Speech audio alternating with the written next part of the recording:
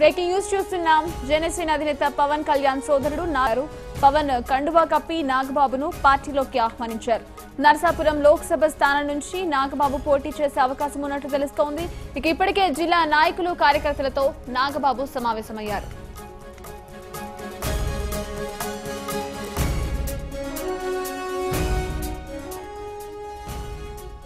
Breaking news చూస్తున్నాం. జనసేన అధినేత పవన్ కళ్యాణ్ సోదరుడు నాగబాబు పార్టీలో చేరారు. పవన్ కండువా కప్పి నాగబాబును పార్టీలోకి ఆహ్వానించారు. నర్సాపురం లోక్సభ స్థానం నుంచి నాగబాబు పోటీ చేసే అవకాశం ఉన్నట్లు తెలుస్తోంది. ఇప్పటికే జిల్లా నాయకులు కార్యకర్తలతో నాగబాబు సమావేశమయ్యారు. ఇదే విషయానికి సంబంధించి మరింత సమాచారం మా ప్రతినిధి పార్థసారథి నాడు తెలుసుకుందాం. పార్థసారథి, చెప్పండి, ఇక నాగబాబు జనసేనలో చేరినట్టు తెలుస్తోంది. ఇదే విషయానికి సంబంధించి మీ దగ్గర అప్డేట్స్ ఏంటి? గత కొంతకాలంగా జనసేనలో ఆ పార్టీకి సంబంధించి యాక్టివ్ గానే మాట్లాడుతూ యాక్టివ్ గానే డిబేట్స్ నిర్వహిస్తున్న పవన్ కళ్యాణ్ సోదరుడు నాగబాబు అనుకున్నట్టుగానే ఈ రోజు జనసేనలో చేరారు. విజయవాడ కార్యాలయంలో ఆయన తమ్ముడు సమక్షంలోనే జనసేనలో చేరారు. తర్వాత నర్సాపురం ఎంపీగా కూడా ఆయన పోటీ చేయబోతున్నారు. అయితే అందరూ ఎక్స్పెక్ట్ చేసింది ప్రజారాజ్యం ఫెయిల్ అయిన తర్వాత కొంతకాలం స్తబ్దంగా ఉన్నప్పటికీ జనసేన పెట్టిన తర్వాత కూడా అప్పట్లో చిరంజీవి తోటి నేను ఉంటాను అని నాగబాబు చెప్పారు.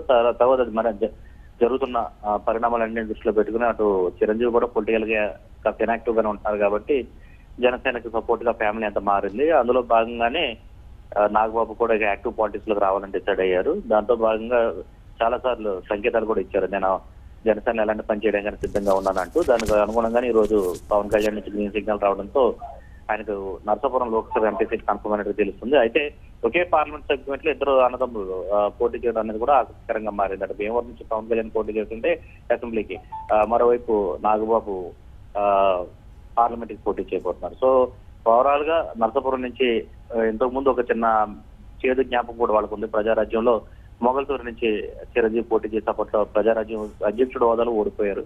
అలాంటి పరిస్థితుల్లో మరోసారి ఆయన నర్సాపురం ఎంపీ టికెట్ గా పోటీ చేయడం అనేది ఎంపీగా పోటీ చేయడం అనేది మాత్రం ఆసక్తి కలిగిస్తుంది. ఈసారి ఎలాంటి ఫలితం ఉంటుంది అనేది ఏదేమైనా మాత్రం తమకు పట్టున్న తమకు స్వస్థలమైనటువంటి పశ్చిమ గోదావరి జిల్లా నుంచి ఇద్దరు అన్నదమ్ములు బరిలో దిగడం అనేది రాష్ట్ర వ్యాప్తం కూడా కాస్త ఆసక్తి కలిగిస్తుంది రాజకీయాల్లో. మరి రానున్న పరిణామాలు ఏ విధంగా ఉంటే తెలియాలంటే మరి కొంతకాలం వెయిట్ చేస్తూ ఉంటుంది. Okay, right. Thank you Vijay Sarathi.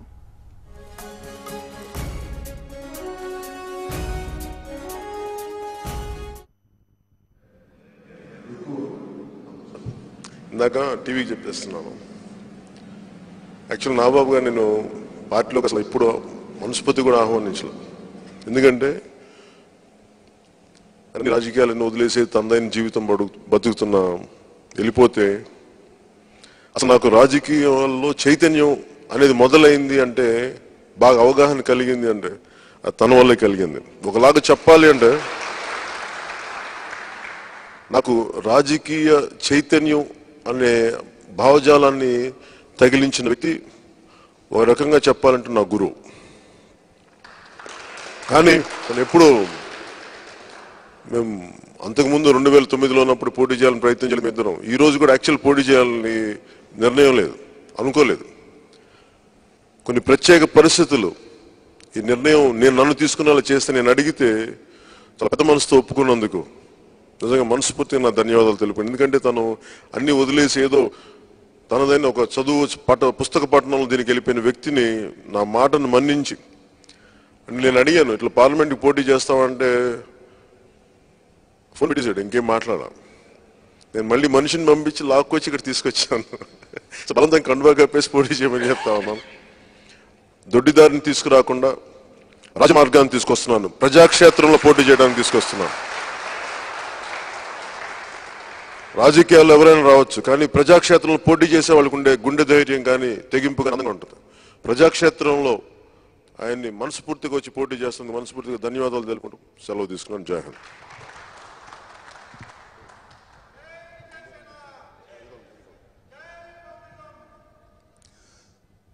Thank you.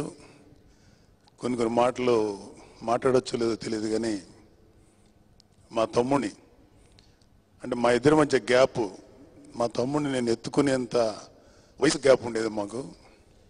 చాలా క్యూట్గా ముద్దుగా ఉండేవాడు. బాగా తను ఏడిపిస్తూ చాలా సరదాగా చూసి మా తమ్ముడు నెమ్మదిగా ఇలాగా ఎవాల్వ్ అవుతూ మేమందరం కూడా ఆశ్చర్యపోయి ఒక గ్రేట్ లీడర్ క్వాలిటీ.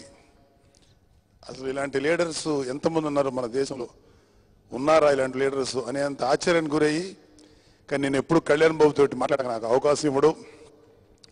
నా ఫోన్ కూడా ఎత్తేవాడు కాదు, ఎందుకంటే ఫోన్ ఎత్తితే ఏమో ఎందుకు వచ్చిందిలే నువ్వు నన్ను మమ్మల్ని అందరినీ యాక్చువల్గా ఏంటంటే కళ్యాణ్ బాబుకి మాకు ఒక అండర్స్టాండింగు, కళ్యాణ్ బాబుని ఇన్వాల్వ్ కాకూడదు మేమందరం అనుకున్నాం. కాకపోతే నాకు యాక్చువల్గా చాలా కాలం చాలా కోరిక ఉండేది ప్రజారాజ్యం. అప్పుడు అది ఎప్పుడైతే డిసప్పాయింట్ అయ్యో అదంతా వదిలేసాం. తర్వాత కళ్యాణ్ అయిన తర్వాత మనసులో అనిపించిన నోనో తమ్ముడిని తమ్ముడుగానే ఉండాలి, నాయకుడిగానే చూద్దాం. నేను నిజంగా అలాగే అనుకున్నాను. కానీ I'm very grateful to my brother because తమ్ముడుగా ఆలోచించిన ఒక పక్కన పెడితే అన్నిటికన్నా మించి ఒక గొప్ప వ్యక్తిత్వం ఉన్న క్యారెక్టర్ మా తమ్ముడు. ఎందుకు చెప్పగలనంటే ఇది చెప్పడానికి బహుశా జనసేనలో ఉన్న చాలా మంది కన్నా నాకే ఎక్కువ రైట్ ఉందని. ఎందుకంటున్నానంటే మా తమ్ముడిని చిన్నప్పటి నుంచి చూసాం.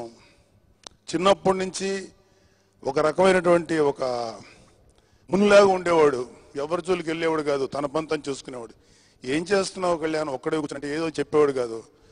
తనలో ఇంత స్ట్రగుల్ ఉందని లేటర్ ఆన్ డేస్లో మాకు తెలిసింది. నిజంగా నాకు అంటే యాక్చువల్గా నన్ను రమ్మని పిలిచిన తర్వాత ఫస్ట్ నేను నమ్మలేదు. ఆ తర్వాత నాకు కొంచెం టెన్షన్ కూడా వచ్చింది. ఆ తర్వాత ఒకసారి తమ్ముడు అంటే పేరుకు తమ్ముడు బికాస్ ఆఫ్ యంగ్ ఏజ్ వల్ల, కానీ తమ్ముడు అంటే మీలాగే నాకు కూడా నా నాయకుడు పవన్ కళ్యాణ్. పార్టీలో చేరకముందే జనసేన అభిమానిగా నా నాయకుడు పవన్ కళ్యాణ్, అతను ఏ పని చేయటాకన్నా నేను రెడీగా ఉన్నాను. ఆఫీస్లో నేను చాలామంది ఫ్యాన్స్ చెప్పేవాడిని, ఆఫీస్లో ఇదిగో క్లీన్ చేయి అంతా కూడా నేను రెడీగా ఉండే అంత మెంటల్గా ప్రిపేర్ అయ్యాను. కానీ నాకు అన్నిటికంటే మించి ఇంత గౌరవం ఇవ్వటం డెఫినెట్గా చెప్తున్నాను, డెఫినెట్గా ఐ విల్ షో. తమ్ముడి యొక్క ఇన్స్పిరేషన్ నేను ఈ మధ్యకాలం బాగా మాట్లాడింది కూడా తన యొక్క బలంతో మాట్లాడాను. And very very grateful to my brother and thank you very much.